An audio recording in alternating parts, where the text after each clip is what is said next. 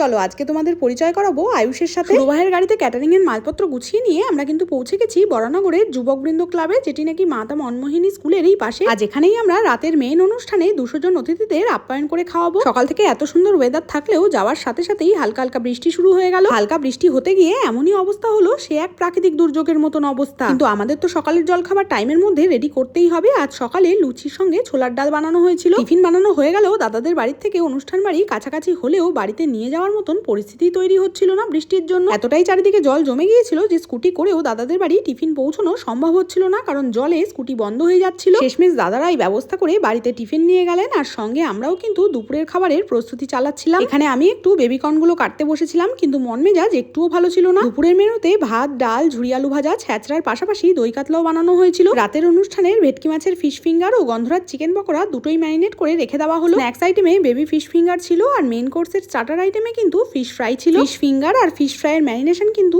একই ছিল, তাই আলাদা করে আমাদের আর মশলা বানাতে হয়নি। পিওর ভেটকি মাছের ফিশ ফিঙ্গার বলো আর ফিশ ফ্রাই বলো, খেলে আলাদাই একটা শান্তি লাগে। মাসি এখানে চিকেন ভর্তার চিকেন গুলো হাট থেকে ছাড়িয়ে নিচ্ছিল, আর দাদারা সবাই মিলে কিন্তু ফিশ ফিঙ্গার করছিল। আমরা নিজেরা যেরকম খেতে ভালোবাসি, লোকজনকে খাওয়াতেও ভালোবাসি, তাই রান্নায় সাহায্য করবো না তা হয় নাকি। কালকে একটু খেতে দিয়ে দিলাম, সঙ্গে আমিও খেয়ে নিয়ে আমাকে র্যাপিডো ধরে বেরিয়ে যেতে হলো। আমাকে এখন যেতে হবে মায়ের জন্য নিউ টাউন টাটায়, কারণ মাকে এমার্জেন্সিতে নিয়ে যাওয়া হয়েছে। মায়ের শরীর নিয়ে আবারও ভয়ঙ্কর দুশ্চিন্তায় ঢুকে পড়লাম। তার পাশাপাশি আজকের কাজ নিয়েও বড্ড টেনশন হচ্ছিল। আমি না থাকলে সুমন বাবুর মনটাও একটু খারাপ হয়ে যায়, কিন্তু কিছু তো করার নেই। অন্যের অনুষ্ঠান মানেই আমাদের নিজেদের অনুষ্ঠান ভেবে কাজ করা। বর্তমান বাজার মূল্যে এত টাকার প্লেট, সঙ্গে বাড়ির লোকগুলোর সম্মান, সবকিছুই আমাদের হাতে নির্ভর করে। তাই আমরা আমাদের 100% দিয়ে চেষ্টা করি কাজটিকে ভালো করার। ভগবানের কৃপায় সন্ধেবেলা থেকে বৃষ্টি আর হয়নি। আজকের স্টলে গরম গরম চায়ের পাশাপাশি baby fish finger, crispy baby corn আর গন্ধরাজ চিকেন পকোড়া পরিবেশন করা হচ্ছিল। আর দাদা আমাদের কোল্ড ড্রিঙ্কসও পরিবেশন করে দিতে বলেছিল। আয়ুষকে তোমরা সবাই আশীর্বাদ করো, ও যেন অনেক বড় হতে পারে। বাড়ির লোকজনেরা কিন্তু সারাদিনের বৃষ্টি নিয়ে আর রাস্তায় জল জমা নিয়ে ভীষণ চিন্তায় পড়ে গেছিল, কিন্তু দাদাদের ব্যবহার ও আপ্যায়নে অনেক অতিথিরাই কিন্তু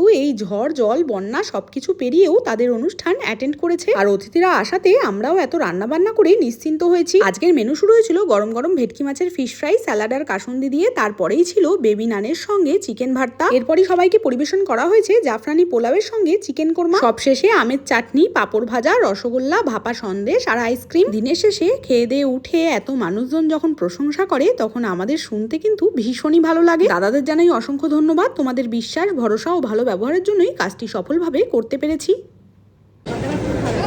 ভালো হয়েছে তো? কোনটা ভালো লেগেছে বেশি? কোনটা?